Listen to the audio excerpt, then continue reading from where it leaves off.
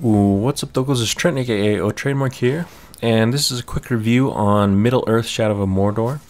And in my opinion, this game, I recently 100% it, and in my opinion, this game is like a mix of Batman, Assassin's Creed, and Red Dead Redemption.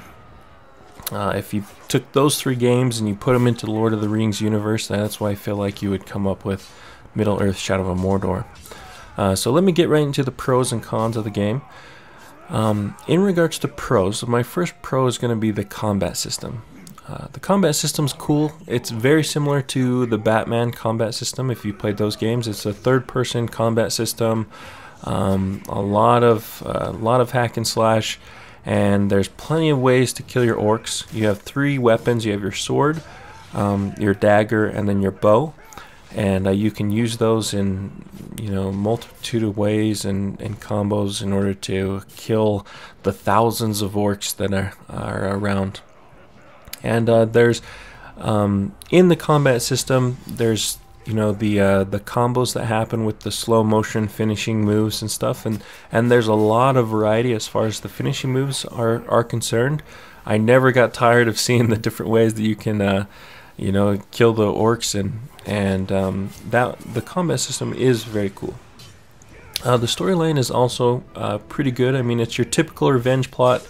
The protagonist's family is killed, and he's seeking revenge while you're discovering, the past of your elven partner along the way. And the lore of the game does mix quite a bit with the books and the movies. I mean, I've read the Lord of the Rings books and I've watched the movies, and I'm not a super big nerd in that aspect. I probably read the books 10 years ago, so I'm not the most knowledgeable about the mythos, but I did enjoy the background story, and I feel like there's quite a few little bits of information, some cool videos and things that you see that do tie into the overarching story of Lord of the Rings. And my final pro is going to be the weapon legends. Now, weapon legends are basically little side missions or quests where you're supposed to accomplish a task using one of your weapons, either your sword, your bow, or your dagger. And so the sword legends are typically just hack and slash, a lot of disemboweling orcs with your sword.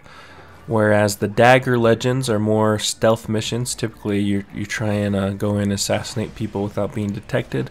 And the bow legends are just mixed of ranged encounters and trying to shoot things with your bow.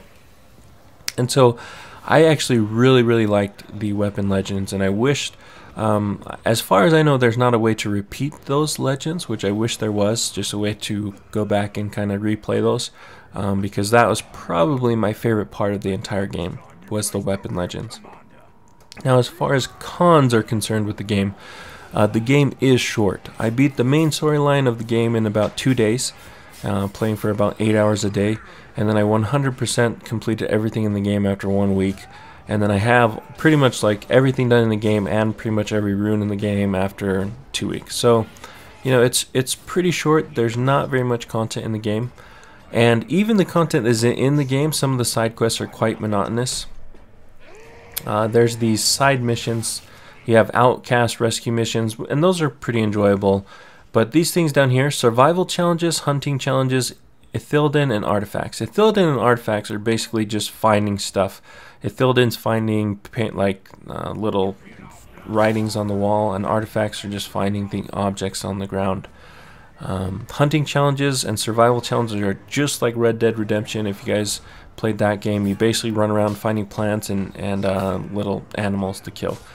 And in my opinion, these things are very boring and monotonous. It's like just looking for hidden objects around the world.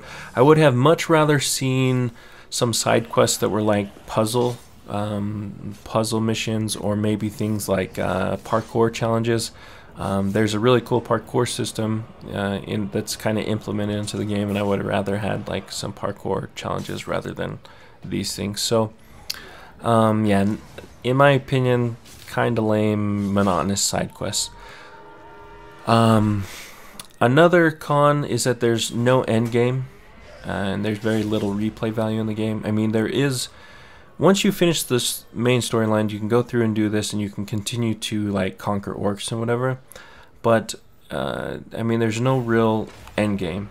There is some challenge mode. I never tried that out. To me, it looked like you just do the same stuff as in single player, but then you're timed while you're doing it, so you try and compete for time, and that doesn't really interest me. So I would have liked a way to fight stronger and stronger orcs. So in other words, to fight increasingly stronger enemies and be able to redo the weapon legends I was talking about earlier. If you could redo those legends at a tougher difficulty, I think that would be awesome, because it would make it worthwhile to get all of these upgrades. I mean, past a certain point, all of these attributes, all these upgrades are just like wasted. Like I maybe had, I don't know, 3/4 of these when I beat the game. You know, half of them, I don't know. But I didn't have nearly all this stuff. So most of these upgrades that, or a lot of these upgrades that I got were after the game was already completely, the main storyline was finished. So it would be cool if there was a tougher difficulty or something that you could complete with your upgrades. Final thoughts. I mean, the game costs $50 on PC, $60 on console. It is a fun game, and you might want to buy it if you like third-person combat games like Batman, in the Lord of the Rings universe, or if you just like the Lord of the Rings lore and you like the mythology there. However, because of the limited content and lack of replay value, if I could only buy a few games this year due to whatever limited budget, this would not be one of them. Instead, I suggest that you guys wait for the game to go on sale at a later date, maybe on the Steam sale or something. Pick it up used, whatever, and in that case, it would be worth it. And this is all subjective, obviously. I've probably put in a week or two's time worth into this game, and the hours that I've invested, even if I put in 50 hours into this game, I paid $50 for it, so I paid $1 per hour to play this game. To me that's super worth it. However, I do remember when I was growing up and I could only buy 3 games or whatever a year due to just not having money when I was a kid, so I understand that. And if you want a game that's going to last you guys for a while and have a lot of replay value, this is probably not it.